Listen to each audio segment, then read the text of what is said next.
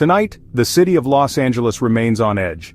The streets, which should be filled with the usual hum of city life, are instead marked by tension and the heavy presence of law enforcement. This unrest began after a controversial decision from Washington. President Trump federalized the California National Guard, placing state soldiers under his direct command. This move was immediately challenged by state leaders, who called it an unconstitutional overreach. Governor Gavin Newsom's office described the situation as cleaning up a mess created by the federal government, setting the stage for a power struggle over who is truly in control of restoring order in one of America's largest cities.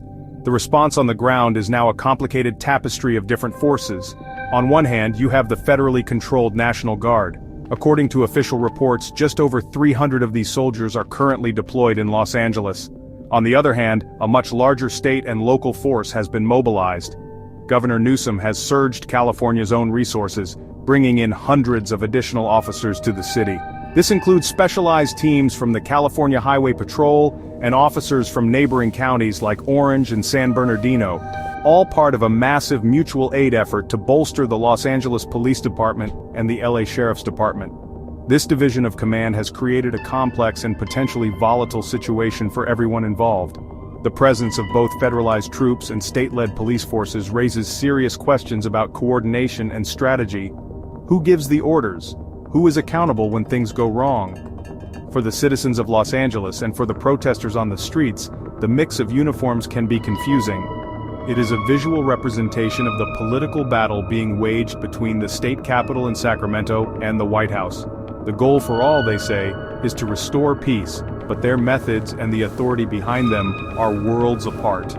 The deployment numbers tell a story of their own. While the federalization of 2,000 National Guard members made headlines, the actual number on the streets is relatively small. The state's response, however, has been massive. Nearly 400 officers from the CHP's special response teams are on the ground, supplemented by over 250 more from a regional tactical alert.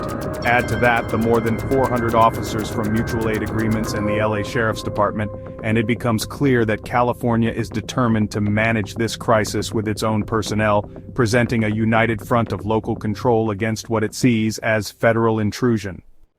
In times of crisis, leadership defines the response. In this case, we see two starkly different philosophies clashing.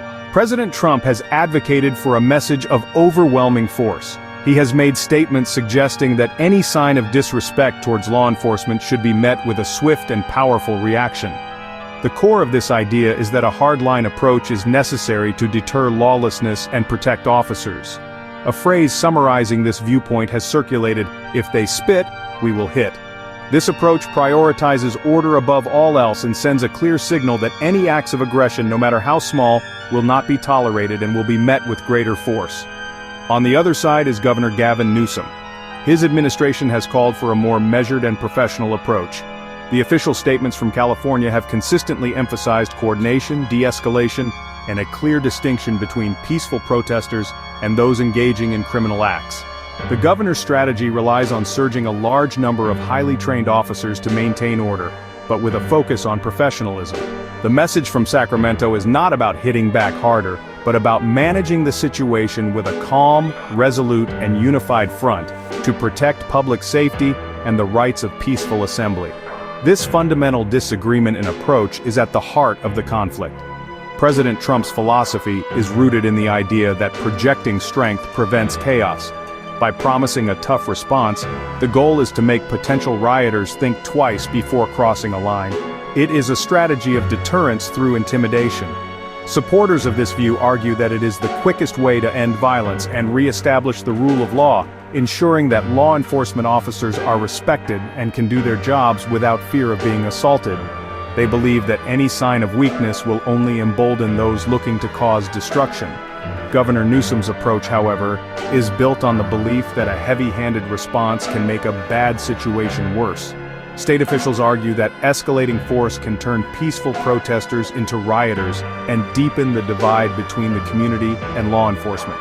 By focusing on professionalism and targeted arrests of those committing crimes, they hope to isolate the violent actors from the larger group of peaceful demonstrators. This strategy aims to lower the temperature of the conflict, build trust, and restore order without creating more grievances. It is a delicate balance between enforcing the law and protecting constitutional rights. For the law enforcement officers standing on the front lines, the situation is incredibly challenging. They are tasked with maintaining order in a chaotic and often hostile environment. From their perspective, respect is not just a matter of courtesy, it is a critical component of safety. When officers are spit on, have objects thrown at them, or face verbal abuse, it erodes their ability to do their jobs safely. They see themselves as the thin line protecting the city from descending into complete lawlessness. They are there to uphold the rule of law, protect property, and ensure that peaceful protests do not turn into violent riots that endanger the public. These officers are under immense pressure to make split-second decisions that could have life or death consequences. They want to go home to their families at the end of their shifts.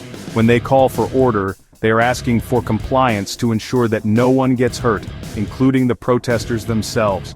The desire for respect is a desire for a safe environment where they can de-escalate tensions and manage crowds without resorting to force. For them, a breakdown in order is not just a political headline, it is a direct threat to their own safety and the safety of the community they are sworn to protect. On the other side of the police line are the protesters. Their actions, which can sometimes include shouting or other acts of defiance, often come from a place of deep frustration and anger. Many feel that the system has failed them, and that peaceful, quiet requests for change have gone unheard for far too long. They may see the heavy police presence not as a source of safety, but as a symbol of the very authority they are protesting against. For some, acting out is a desperate attempt to make their voices heard, to show the depth of their pain, and to force a conversation that they feel society is avoiding. This feeling of being ignored can lead to a sense of powerlessness, which can sometimes boil over into acts of aggression. While officials are quick to condemn violence and vandalism, it is important to understand the emotions that fuel such behavior. Protesters may feel that their presence is being dismissed, and that their message is being ignored in favor of discussions about tactics and control. In their view, a disruptive act might be the only way to command attention and convey the urgency of their cause. They are not just an angry mob. They are a collection of individuals who feel that the system has left them with no other way to be seen or heard.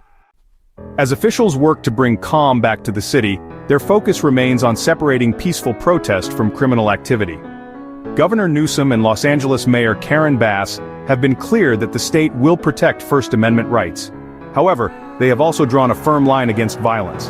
The Los Angeles County District Attorney has affirmed this stance, promising that while peaceful demonstration is a protected right, acts like vandalism, looting, and assaults on police officers will be prosecuted to the full extent of the law. At least 40 arrests have already been made, and authorities are carefully reviewing video footage to identify more individuals who may have incited violence. This dual approach seeks to create a space for legitimate dissent while holding accountable those who exploit the situation to commit crimes. The massive deployment of state and local law enforcement is intended to provide the security needed to ensure that peaceful events can proceed without being hijacked by a violent few. The goal is to show that the government can maintain order and protect its citizens without silencing important conversations about justice and reform. It is a difficult balance to strike, especially when tensions are running high and trust between the community and law enforcement is already strained. The events in Los Angeles force us to confront difficult questions about how a society should handle moments of intense civil unrest. How do we protect the right to protest while also ensuring public safety?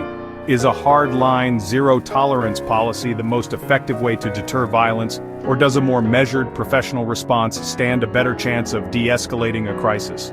These are not easy questions, and the answers often depend on one's own perspective and experience. The path forward requires a delicate touch, one that respects the law but also acknowledges the frustrations that drive people into the streets. Ultimately, this brings us to a fundamental question of mutual respect. How should citizens show respect for law enforcement, even when they disagree with the system they represent? And equally important, how can law enforcement show respect for the citizens they serve, especially during moments of protest and anger? Finding a path to peace in Los Angeles and in any city facing similar turmoil may depend on our ability to answer these questions not just with policy and tactics, but with a genuine effort to understand one another. What is the best way to navigate these moments of conflict and rebuild trust when it has been broken?